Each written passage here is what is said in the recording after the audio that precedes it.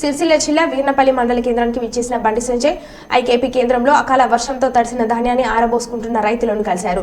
వడ్ల కల్లాలను పరిశీలించారు. రైతులు ఇబ్బందులను అడిగి తెలుసుకున్నారు. ఈ సందర్భంగా పలువురు రైతులు వడ్ల కొనుగోలు విషయంలో తాము అనేక ఇబ్బందులు పడుతున్నామని ఎకరావు పెట్టారు.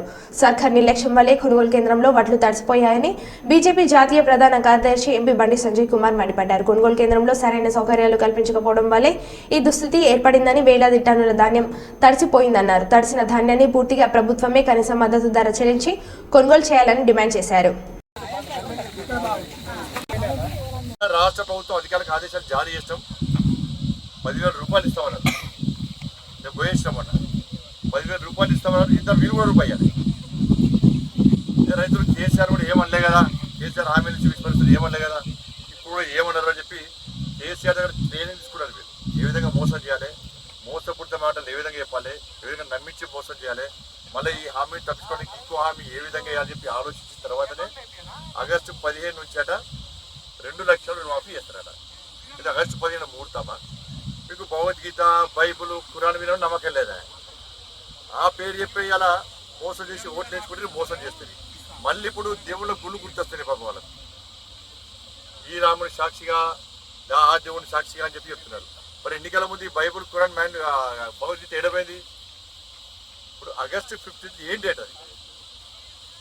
ఇలా జూన్ 4వ తారీఖు నాడు ఎన్నికల కౌంటింగ్ అయిపోతుంది. ఎన్నికల కోడ్ సవరిస్తారు. మరి జూన్ 15 నుంచే 2 లక్షల రుణమాఫీని ఎందుకు అమలు చేయలేకపోతున్నారు? మీకు వచ్చిన ఇబ్బంది ఏంది? అలాగా బోనస్ కోసము బోనస్ ఇస్తే ఈ తెలంగాణ రాష్ట్రంలో రైతులకు మీరు ఇచ్చిన హామీ ప్రకారం బోనస్ ఇస్తే దాదాపు 5,000 కోట్ల రూపాయలు ఖర్చు వస్తుంది.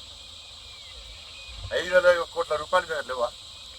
ప్రభుత్వం దగ్గర లేవా 5,000 కోట్ల రూపాయలు? ఇవాళ ఈ తరుగుతాలు తేమపడితోని మీకు అదనంగా ఖర్చు ఎంత వస్తుందంటే దాదాపు 700 కోట్ల రూపాయలు వస్తుంది. 700 కోట్ల రూపాయలు లేవా మీకు? 5,700 కోట్ల రూపాయలు మీరు ఖర్చు పెట్టకుండా, రైతులు ఆదుకునే ప్రయత్నం చేయకుండా, భగవద్గీత, ఖురాన్, బైబుల్ అని చెప్పుకొని మోసం చేసి వీటికే పైసలు ఇవ్వని అంటున్నప్పుడు మీరు ఆగస్టు 15 నుంచి రుణమాఫీ 2 లక్షల రుణమాఫీ చేస్తే 30,000 కోట్ల రూపాయలు ఖర్చు వస్తుంది. మరి ఏం చేస్తారు 30,000 కోట్ల రూపాయలు? 5,700 కోట్ల రూపాయలు ఖర్చు పెట్టడానికి మీకు ఉండే ఇబ్బంది ఏంది? 30,000 కోట్ల రూపాయలు రుణమాఫీకి ఎక్కడి నుంచి తీసుకొస్తారు? ఏ దేశం నుంచి పట్టుకొస్తారు? అంత ఏంటంటే ఈ జూన్ 4 తర్వాత స్థానిక సంస్థల ఎన్నికలు, సర్పంచ్, జెడ్పీటీసీ, ఎంపీటీసీ ఎన్నికలు పెడతారు. మళ్ళీ దాన్ని ఓట్లు వేసుకోవాలి. రైతులు తిరగబడుతున్నారు, రైతులు వ్యతిరేకిస్తున్నారు. కాబట్టి ఆ ఎన్నికల్లో మళ్ళీ గెలవాలంటే రుణమాఫీ పేరు చెప్తాను గెలుస్తారు. ఇప్పుడు మరి కాంగ్రెస్ నాయకులు భగవద్గీత, ఖురాన్, బైబుల్ నుంచి మాట్లాడతలేరు. ఇక ఎన్నికలు అయిపోయినా ఓట్లు వేసుకున్నారు, మాట్లాడతలేరు. ఇక రైతులు మర్చిపోయారు. రైతులు అది ఉన్నారు. ఒక్కొక్కరి చేత భగవద్గీత ఉన్నది, ఖురాన్ ఉన్నది, బైబుల్ ఉన్నది. ఈసారి కొనుగోలు చేయాలి. రైతుల గ్రామాల్లో కాంగ్రెస్ పార్టీ నాయకులు వస్తే భగవద్గీత చూపెడతారు, ఖురాన్ చూపెడతారు, బైబుల్ చూపెడతారు, బోనస్ గురించి అడుగుతారు, వాళ్ళ రైతు భరోసా గురించి అడుగుతారు, తరుగుతారు, తేమలు కూడా కొట్టారు, దాని గురించి అడుగుతారు, 2 లక్షల రూపాయలు అన్నీ అడుగుతారు. దాని సమాధానం ఎట్లా చెప్తారు చూస్తాం మేము కూడా. బట్ ఇవాళ ప్రభుత్వము ఇవాళ పూర్తిగా హామీలు నెరవేర్చకుండా రైతులు ఇబ్బంది పెట్టే ప్రయత్నం చేస్తున్నది. మరి ఇప్పటికైనా ప్రభుత్వము ఇచ్చిన హామీలు నెరవేర్చుకోవాలి. మీరు ఓటు రూపంలో రాజకీయ పరంగా ఆలోచించి రైతులను కోసపెట్టకండి, రైతులను ఇబ్బంది పెట్టే ప్రయత్నం చేయకండి. వెంటనే తరుగుతాలు తేమ లేకుండా మొత్తం కొనాలి. 1 కిలో కాదు, 1/2 కిలో కూడా కడిగించుకునే అటువంటి అవకాశం లేదు. మీరే హామీ ఇచ్చారు, రైతులు ఓట్లు వేయించుకున్నారు.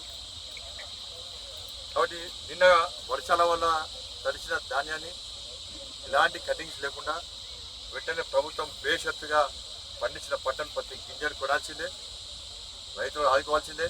మరి ఇప్పుడు తడిసిందని చెప్పి ఇక్కడికి పోతారు. పోయినాక లాస్ట్కి ఏమైంది? ప్రభుత్వం సరిగా వాళ్ళని చూసుకోకపోవడం వల్ల, వాళ్ళకు రైతులకు సహకరించకపోవడం వలన లాస్ట్కు 1,700కు దళారీ వ్యవస్థ స్టార్ట్ అయింది. మళ్ళీ మద్దతు ధర, కనీస మద్దతు ధర నిష్పెట్టి ఇవాళ 1,700కు 1600కి అమ్ముకునే పరిస్థితి.